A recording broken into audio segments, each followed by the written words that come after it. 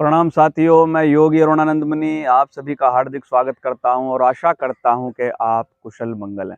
साथियों, अनेक मित्र पास में आते हैं, मिलते हैं, अपने डाइट चार्ट के बारे में बात करते हैं और उनका सबसे बड़ा सवाल यह होता है कि हम नाश्ते में क्या खाएं। साथियों, सबसे बड़ा नाश्ता तो भारत में चाय का होता है। लोग सुबह उठते ही मुंह भी नहीं धोते, उनको बिस्तर पे चाय चाहिए होती है और उस चाय के कारण ही अनेक रोगों का शिकार उनको होना पड़ता है। इस बारे में तो हम कभी बाद में वीडियो बनाएंगे, लेकिन चाय हमको नहीं पीनी चाहिए, उसके अनेक नुकसान हैं। आयुर्वेद भी चाय पीने को मना करता है।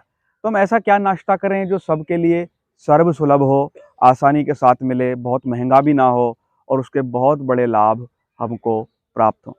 तो साथियों, मैं आज ऐसा ही एक नाश्ता आपको बताने जा रहा हूं, जिसका प्रयोग करके आप अपने शरीर को बलवान बना सकते हैं, सुंदर बना सकते हैं, रोग रहित बना सकते हैं और पर्याप्त मात्रा में पोषक तत्व, न्यूट्रिएंट्स प्राप्त कर सकते हैं। आप सुबह को नाश्ते में क्या करते हैं? ज़्यादातर लोग जो चाय नहीं पीते, वो दूध पीना शुरू कर देते हैं।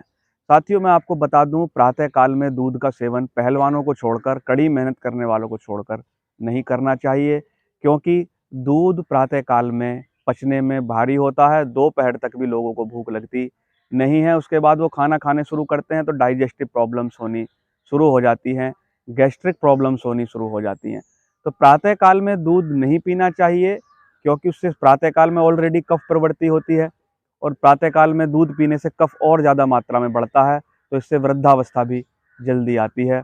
और प्रातः काल में दूध को पचाने वाली प्रक्रिया भी हमारी मंद रहती है। प्रातः काल में पिया गया दूध जल्दी से पचता नहीं है। अगर दूध ही आपको पीना है तो रात को सोने से पहले आप दूध का सेवन करें। आपकी बॉडी उस समय पर ज़्यादा मात्रा में कैल्शियम को एब्जॉर्ब कर सकती है। तो साथियों, हमको क्या करना है? आपको प्रयोग करनी है मूंगफली, जिसको गुजराती भाषा में सींगदाना कहते हैं। मूंगफली को गरीबों का बादाम कहा गया है, हालांकि कोई भी गरीब नहीं है। गरीब शब्द मुझे पर्सनली बहुत अच्छा पसंद नहीं है। मैं किसी को गरीब कहता भी नहीं हूँ, क्योंकि सब लोग मेरी दृष्टि में अमीर हैं।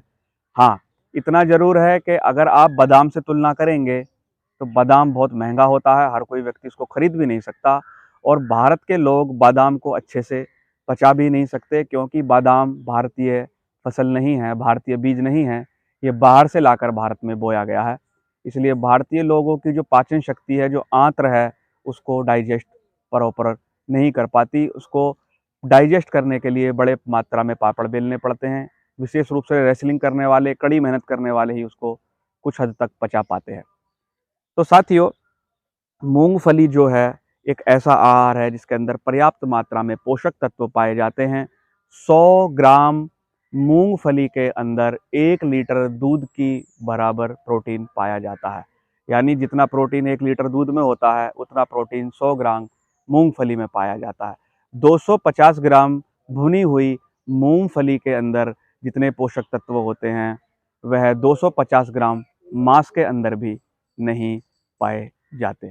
एक अंडे के मूल्य की मूंगफली के अंदर जितनी ऊष्मा और प्रोटीन होता है, उतने मूल्य के दूध और अंडा मिलकर भी मूंगफली का सामना नहीं कर सकते।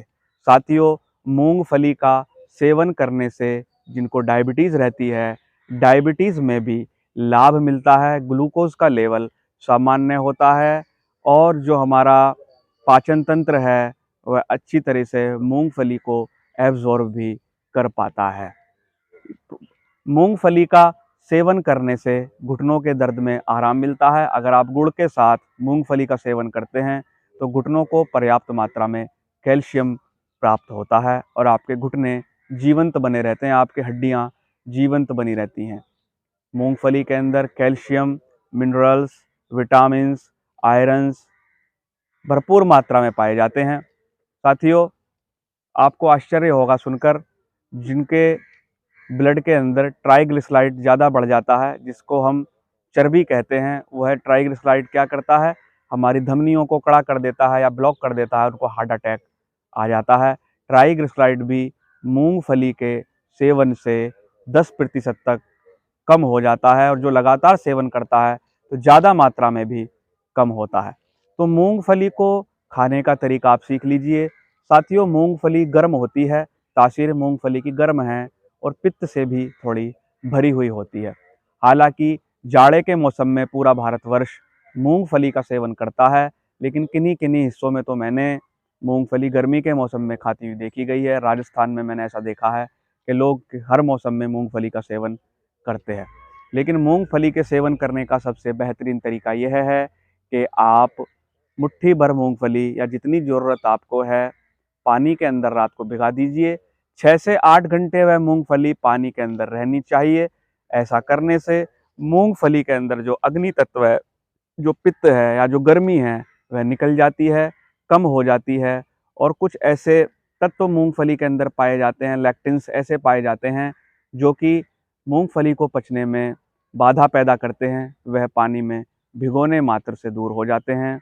और जब आप मूंगफली का सेवन करते हैं तो आसानी के साथ आप डाइजेस्ट कर जाते हैं, आपका पाचन तंत्र उसको आसानी के साथ पचा पाता है, एब्जॉर्ब कर पाता है, और पित्त भी आपका नहीं बढ़ता। आपको मूंगफली से होने वाली गर्मी से भी राहत मिल जाती है।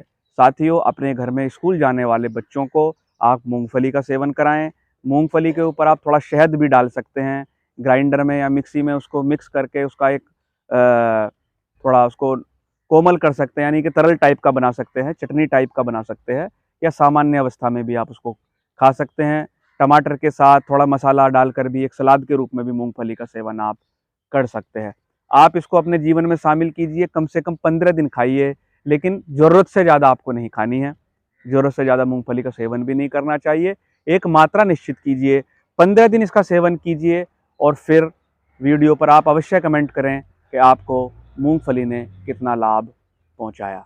साथियों, वीडियो पसंद आए तो लाइक करना, शेयर करना, चैनल को सब्सक्राइब करना, ताकि ऐसे ही वीडियो सबको मिलते रहें, सबका भला होता रहे।